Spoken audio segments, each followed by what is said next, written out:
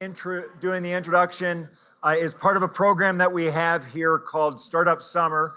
As those of you who have been around Silicon Flatirons know, we operate within the triangle of technology, entrepreneurship, innovation, and law and policy. Startup Summer has about 40 mutants who think that as undergrads, a good idea for their summer Tuesday nights is to come to school and learn how to build a company. And Andreas is among those who is actively building a company and who I am calling a mutant. Andreas, over to you.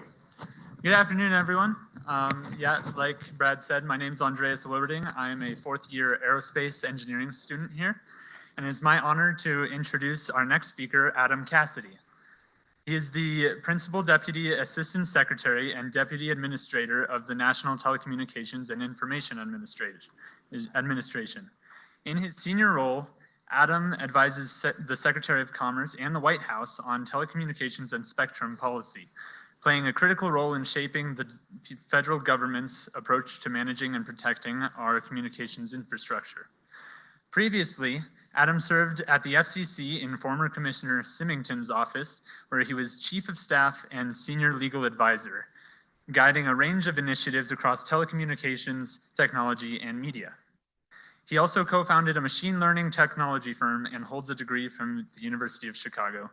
Please join me in welcoming Adam Cassady to the stage.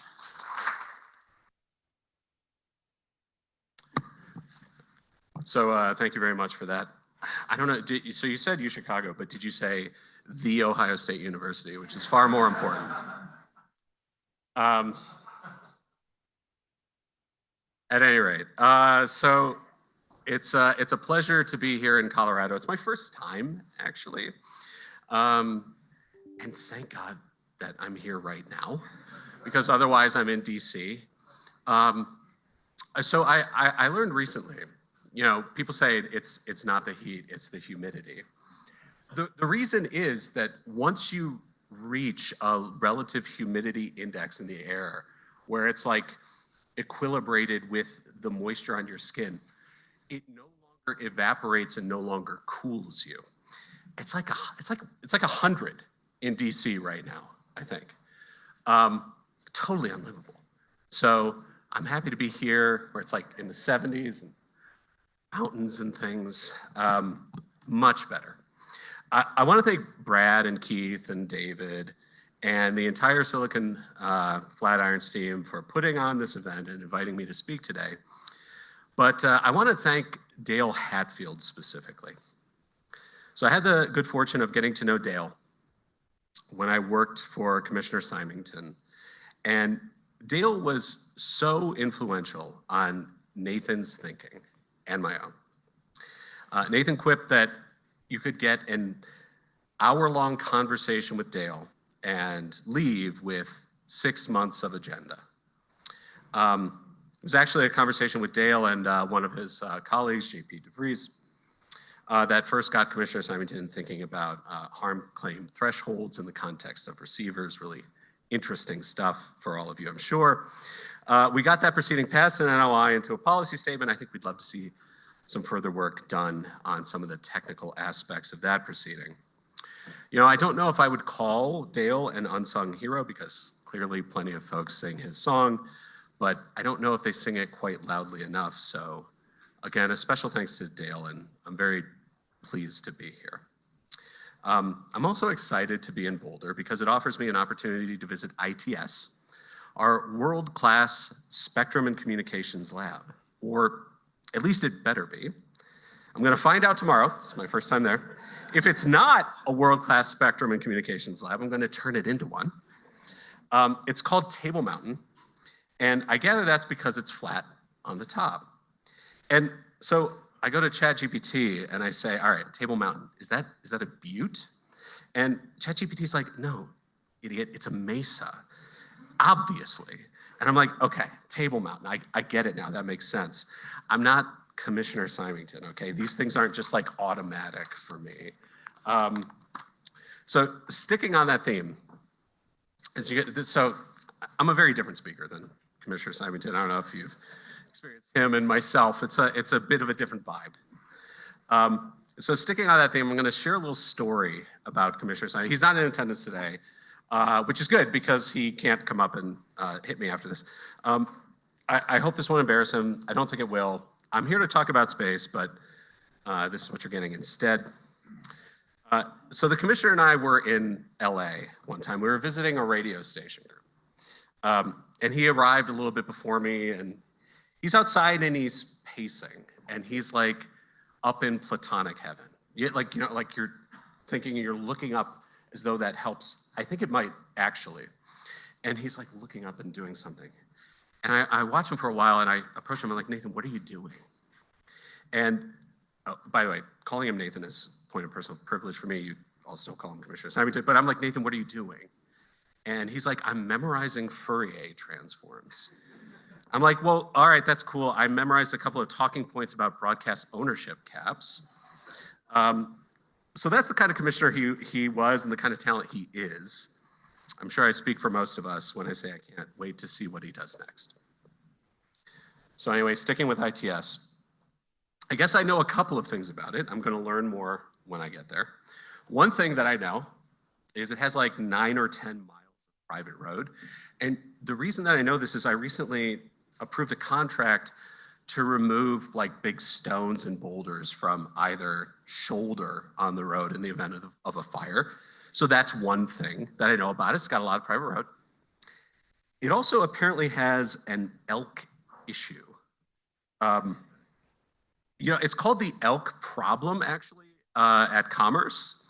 And, for me, that's a little like narrow-minded, right? That's thinking small because we don't like to think in terms of problems. We like to think in terms of like opportunity for transformational thinking. So I would prefer to think of it not as the elk problem, but the elk opportunity. I'm being facetious or like half facetious. Anyway, I'm looking forward to visiting ITS tomorrow. I'm looking forward to spending a large part of this conference with you today. So this conference is about space sustainability. I am no stranger to that topic. Really early on in Commissioner Simington's tenure, we offered up a bevy of options to then Chairwoman Rosenworcel to consider as it related to orbital debris. And she did in fact take one of those up, the 5-year deorbiting rule.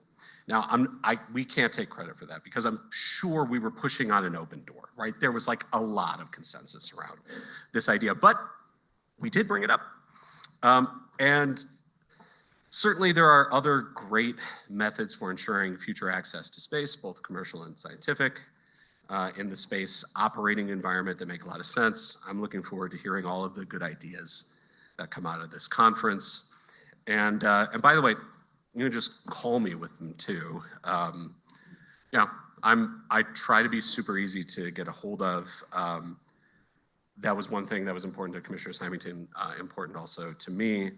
So, if any good ideas come out of this that you feel like NTIA might be helpful with, please bring it up and we will try to be. One thing that I'll just throw out there for free, and this is an idea that people far smarter than me have. Anything that we do that relates to orbital debris mitigation, in implementation, we have to parametrize the standards, meaning bespoke one-off evaluations of orbital debris mitigation practices, no matter where they happen. So it could be a commission, could be in a foreign jurisdiction, could be consideration in some international forum, whatever it is. We have to push toward conditions that are easy to model and universally applied. That's not to say costless, that isn't to say toothless, but it is to say operators need to know what the rules are ex ante. That's a tale as old as time. Just tell me what the rules are. So whatever the arc of the launch, I hope it bends toward predictability. All right, so speaking of predictable rules, what I'm really here to talk about is American space dominance. America must remain the global leader in space, and it must expand its leadership. There's no alternative, genuinely. If we cede ground to China, I think I view that as an unacceptable option. I think many in this room would agree. Like, if we're concerned about space sustainability, I have very little faith that whatever norms develop under a China-led international consensus won't lead to more uncontrolled rocket body reentries that close down national airspace or what have you.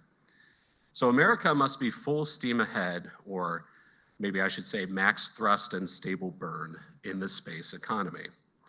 Like, even if you don't care about America winning in space, and you should, you're here, what you must care about is who leads in international norms, and that should be us. So how do we do that?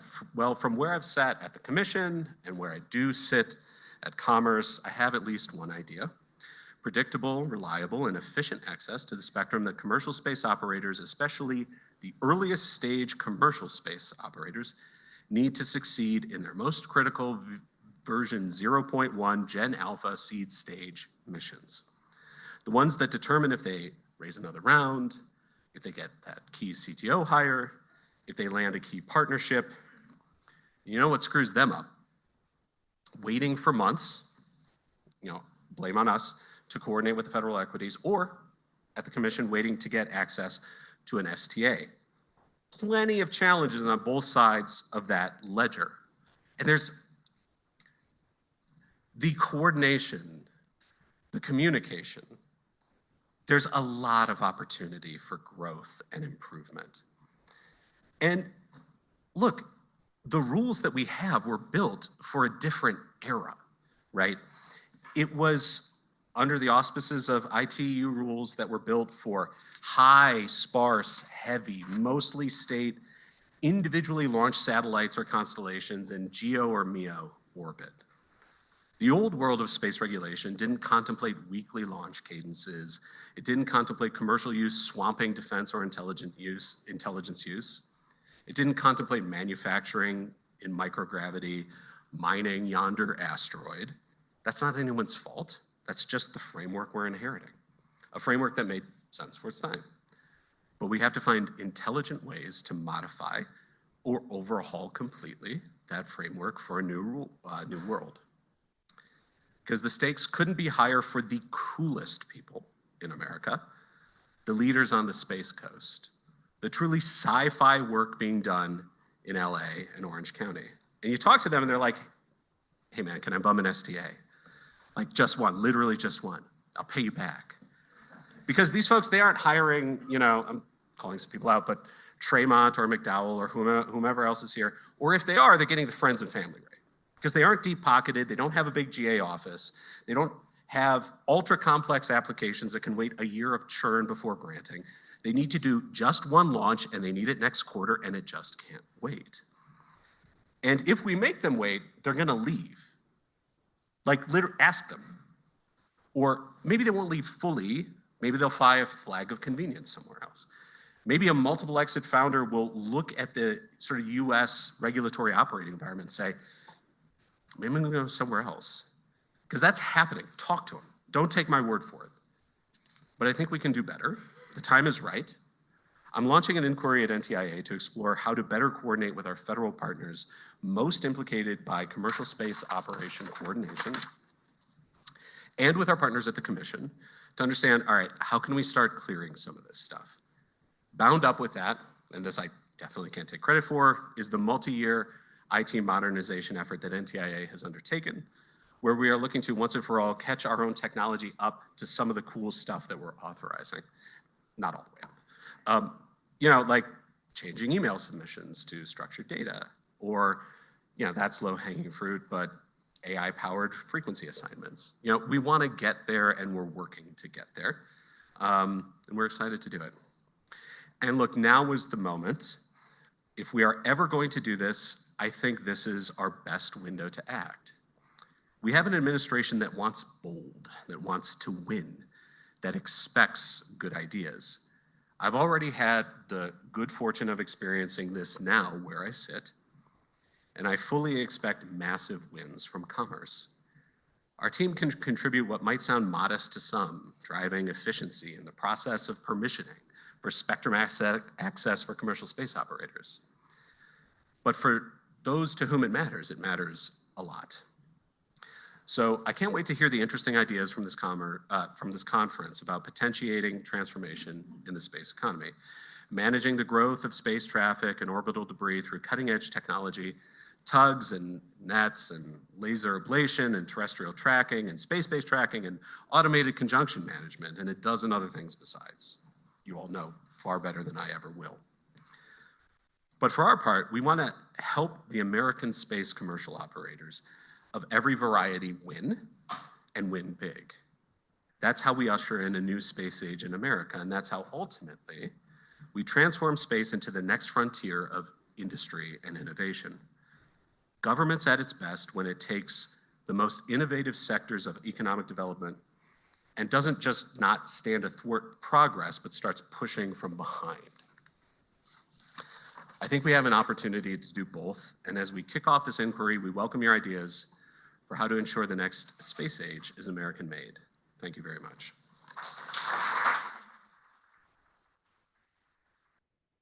Thanks, Adam. Hi, everybody. I'm David Redl, the founder and CEO of SwellPoint Strategies and a senior fellow at Silicon Flatirons. And I'll be doing a brief interview to do some follow-up questions on Adam's statement. I appreciated your story about the Boulder campus. I got yelled at. My first week on the job at NTIA, the mayor of Boulder was in Washington, D.C. and asked for a meeting. And I was like, God, this has got to be super important. I'm sure it's going to be something very important. It was a plea that we not put a fence up around the property. That's still an issue, by the way. The latest update I got was, well, it's actually sort of in the wrong spot, and property law means that we lost a foot or something. It was trailhead access that was the big point for her. But okay. Yes, but it's nice to see that some things of great import are still happening at NTIA. So let's pivot to things that actually are of great import that are happening at NTIA. You started with sort of the general and worked your way towards specifics. So let's start with the general.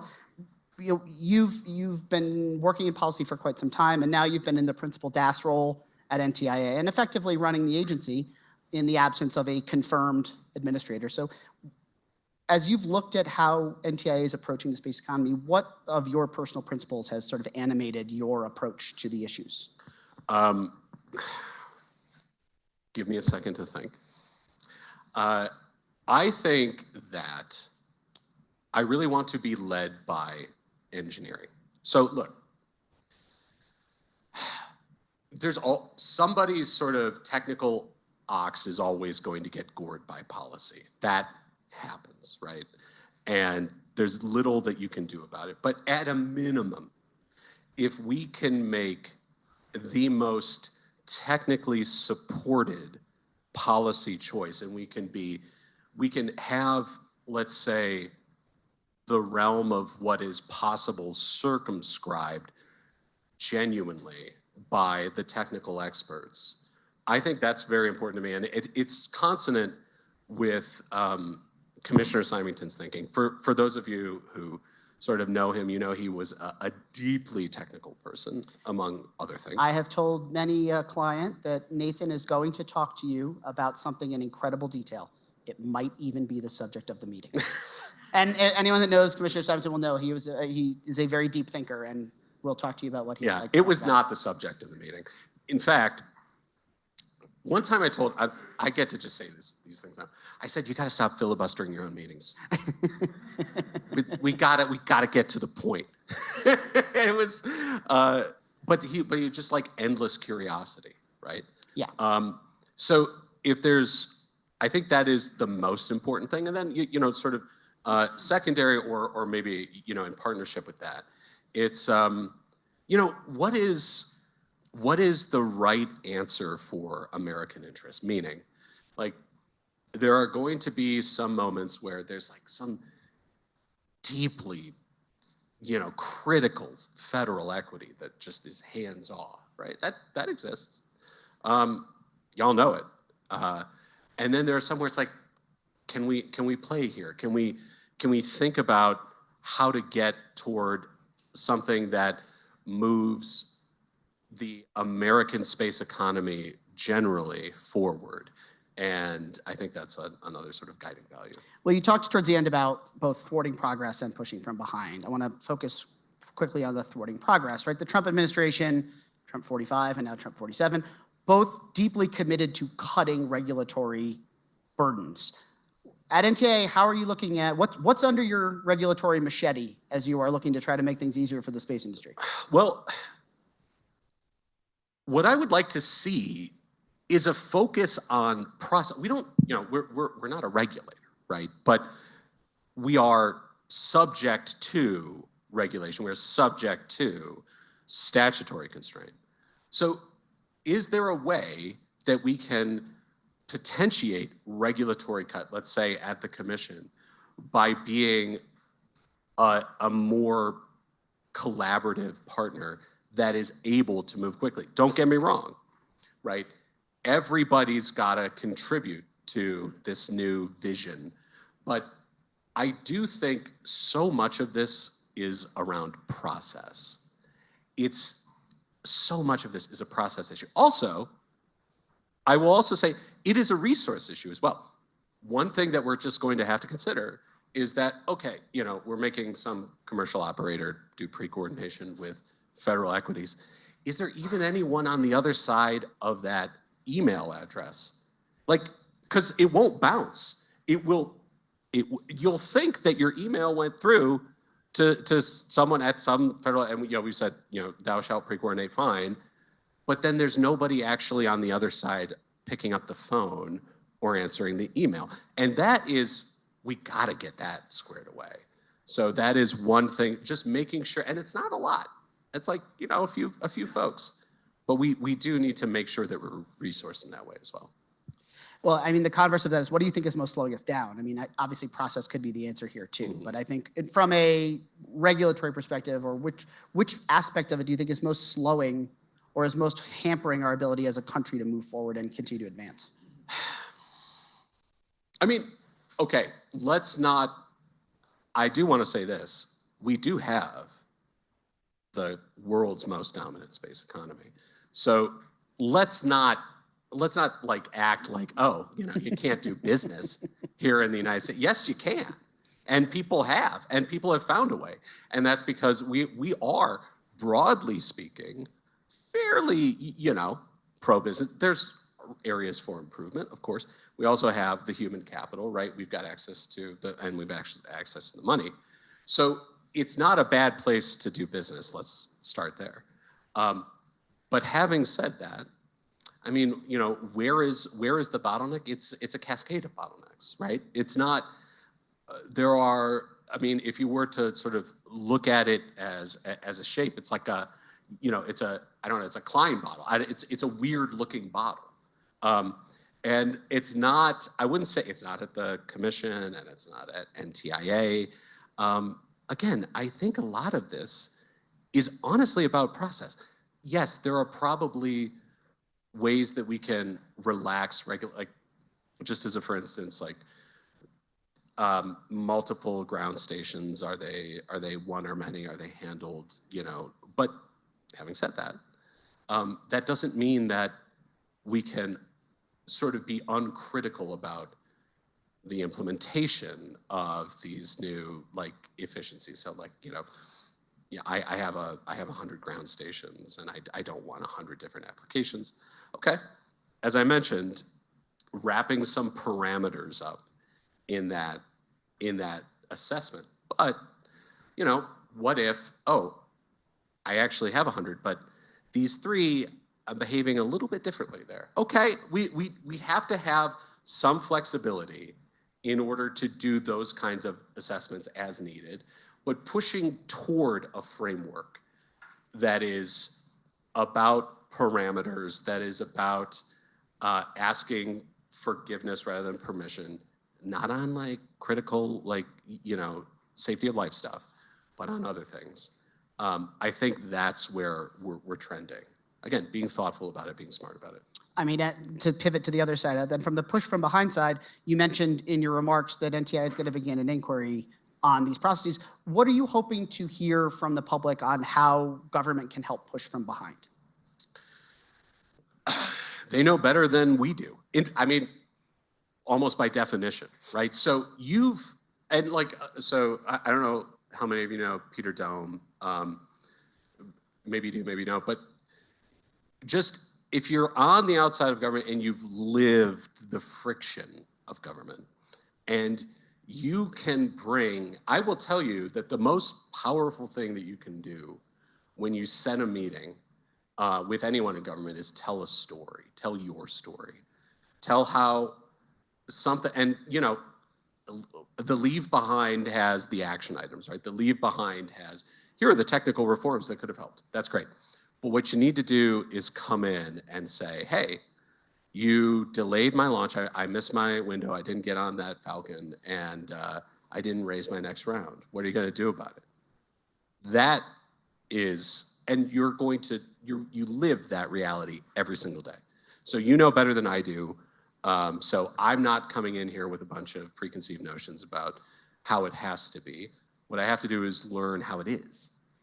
And I think that plays importantly to sort of the role NTIA plays in the interagency that I think gets overlooked a lot in this space, and pun intended space, in this area of law, which is, NTIA is an economic agency at its core. It is not the Office of Spectrum Management Lene can kick me on the next panel, is not by its nature a technical organization. The Spectrum Management team are obviously very, very technical, and so is ITS, but it grew up as an agency to advise on economic policy around telecommunications. And so, I think as you were looking at that, if you could pick one area of the space economy that you think is the most ripe for the Trump administration to just double down on, which piece do you think is the area that you think is the most ripe for that to take off? I mean, honestly, so my own bias is toward like ISAM startups, right? So we've got a very interesting In-space assembly and manufacturing. We've got a very interesting proceeding at the commission about how to potentiate growth in that area. But I do think that if we're going to create a space economy, what that means is moving to the space operating environment as a place where the real economic work of America gets done. So for me, that is by far the most interesting thing. All love to putting up another telecommunications satellite and all of that. That's great. We need that. We're doing that. But we're already doing that. We're doing that super well, actually. Yeah, tens of thousands. Yeah. Yes. So let's do other stuff. Let's make drugs in space. Let's go mine asteroids. Let's do that kind of stuff. It's almost like you read the agenda and you know what the next panel is going to talk about. So I appreciate you teeing up the panel that comes next. I will close with the one thing I always hated to get asked, but it's also a softball for you, which is if you are running an agency, people invariably ask you if you could wave your magic wand and change one thing in your jurisdiction, what would it be? Oh boy. And I'll tee this up by saying I used to answer, I'll give you time to think. I used to always answer it was the IT, because I'm glad you guys are getting there, because when I was administrator not 10 years ago, we still, and I think they may still be running some of the Spectrum Access databases on Visual Basic. I'm not kidding. I wish I was kidding. They're emulating a 486 because they don't even have a computer that's capable of running it with the right clock speed anymore. That is a true story. So I gave you a couple minutes to think about waving your wand. So if you could wave your wand and change one thing in your jurisdiction, what would it be? Okay. This is not even going to be, I'm sorry. This one's not going to be interesting to you folks, and I do apologize. But departmental rules require political clearance on an ungodly number of documents. And so there's just like, it's like every day, a dozen, 2 dozen. Hey, I come back to my desk, hey, it's like 100 pages of stuff that I don't even know what it is. I need your clearance on this by 5 p.m. The sweet irony of a bureaucrat complaining about bureaucracy. I love it. There's no better way to end the panel. Although you did say you wanted to be in touch with people, so we're going to put your home address out to everybody. It'll be fine. But please join me in thanking Adam for coming and joining us today.